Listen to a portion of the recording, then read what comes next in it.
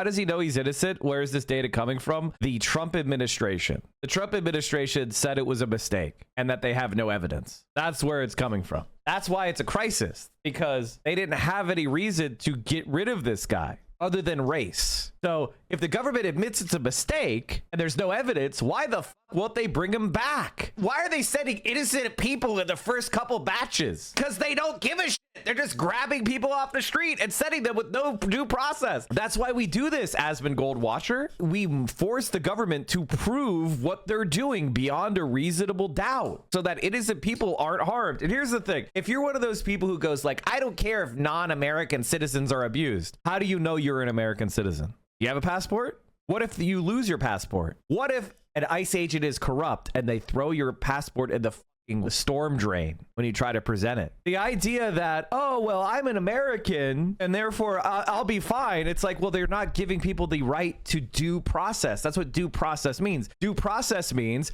you have an opportunity to have your arguments heard by a non-biased arbiter. So you get to prove your identity. You get to challenge your accusers. You get to assert your rights. If you get rid of due process, then it's just arbitrary and rights are gone for everyone. Because if you don't have the due process right to prove who you are, then citizen versus non-citizen no longer matters, because citizens aren't going to be given the right to prove they're a citizen. This is basic shit. And if you're like, well, why are they doing this? The answer is because they're racist fascists and they don't give a shit about you.